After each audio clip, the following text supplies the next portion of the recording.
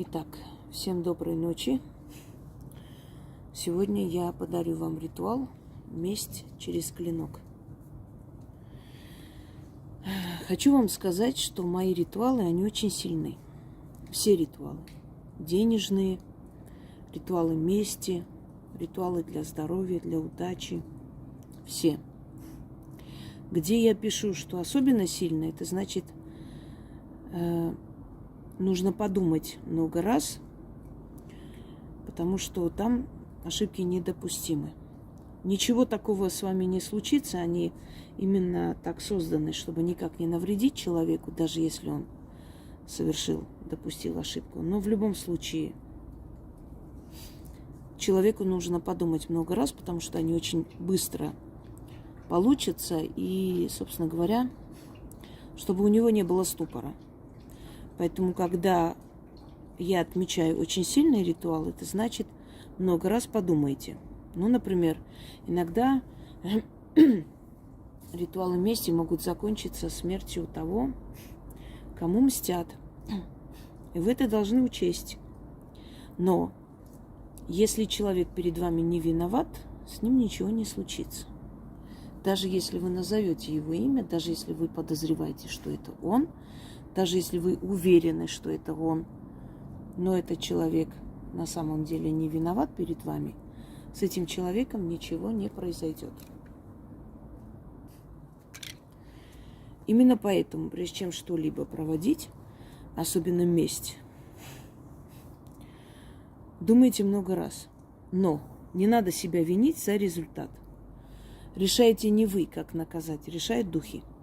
Если человек настолько перед вами виноват, и не только перед вами, да и вообще, откройте недавний мой ролик «Обратка, ответка», посмотрите.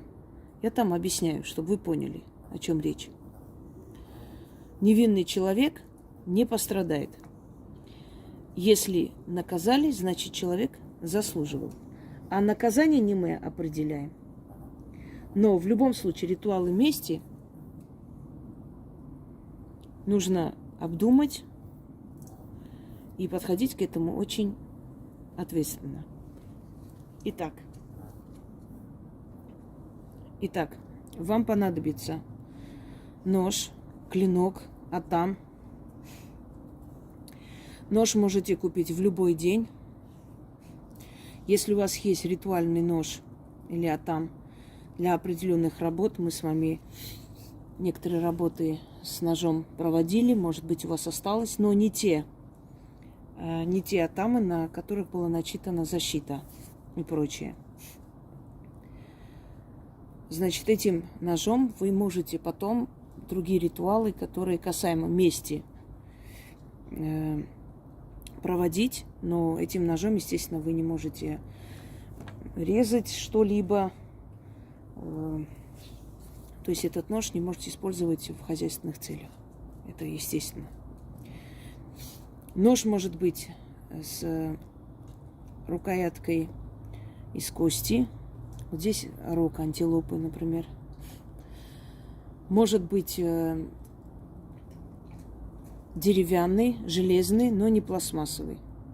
Пластмассовый исключается. Нужно втыкать нож в землю, не в горшочек, не землю набрать куда-то чего-то, а именно в землю. Вы можете проводить этот ритуал у себя в огороде или во дворе, если у вас есть земля. Можете провести за домом, где-нибудь в лесополосе. Но будьте осторожны со свечами. Лучше не делать в лесу. Может быть, сделать где-нибудь в открытом месте, в открытой местности. Но вы должны подождать, пока свечи догорят, и воск свечей закопать вот этим ножом туда, в землю. И после чего уйти, не оглядываясь. Но если у себя дома делаете, точно так же нужно закопать, но в таком месте, где ваши собаки и кошки не достанут. И все. Ну, это ваш двор, ваш огород, вы этим будете пользоваться, понятное дело. Значит, делайте в таком месте, где вы потом долго не тронете вот этот воск. по крайней мере, несколько месяцев он должен быть там закрытый. А потом уже не важно, что с ним случится. Месть, естественно, через нож, через землю, через силу земли вы втыкаете. Вот вы как бы эту месть свою втыкаете в землю, и через землю, поскольку мы все взаимосвязаны, земля едина, она доходит и находит того человека, кто живет, естественно, на земле, ходит по земле. И от мести ему не убежать. Читаем 6 раз. Я прочитаю 1 раз или 2, потому что они уже как бы здесь ветер, могут долго не гореть. Да и, в принципе, я вас учу, в принципе. Мне тут и не обязательно делать. Начинаем. Призраками севера, духами юга, демонами запада, тенями востока я заклинаю. Сей клинок ярости в сырую землю вонзаю.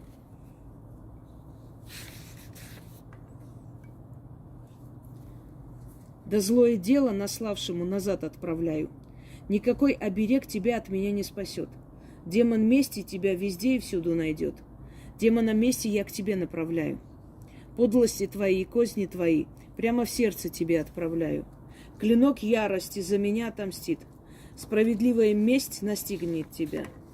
Слово в дело обращайся, как сказала, так и случайся. Заклинаю.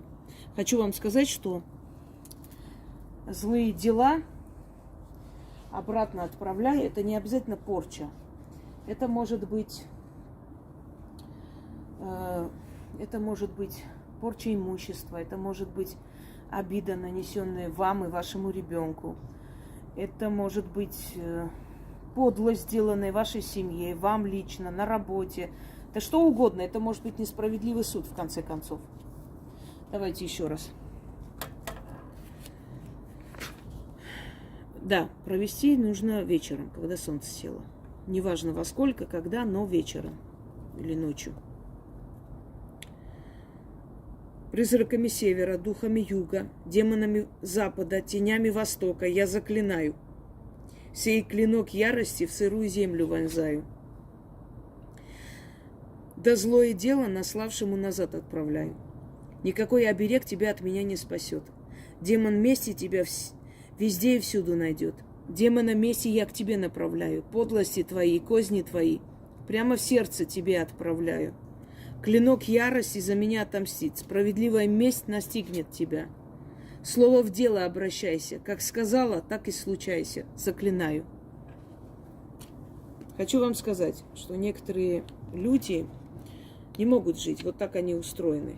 Не могут жить, вспоминая, что им сделали в молодости, что им сделали потом. Определенные вещи, сделанные против них, не дает им покоя, и они не могут жить спокойно, зная, что с ними это случилось. Да, кстати, не обязательно каждую свечу вытаскивать, они просто догорят, вы можете просто сверху закрыть землей. Или можете воедино собрать и зарыть в одном месте, неважно совсем. И если вас не оставляет в покое эти воспоминания, лучше проведите, отправьте это все назад, как я и говорю, освободите себя от этого. И не надо следить, как, что случилось. Отпустите, дайте в руки сил, доверьтесь им. Вы же у них просите эту месть, вот и доверьтесь им. И через некоторое время вы узнаете, что люди, которые вам причиняли боль, за это жестоко ответили. Это очень сильная работа. Еще раз вам говорю, думайте несколько раз, прежде чем провести. Вы можете это сделать 2 раза в месяц, не более. Но и 1 раза достаточно, чтобы вы узнали, что тот человек, который вам причинил боль, очень жестоко наказан. Всем удачи!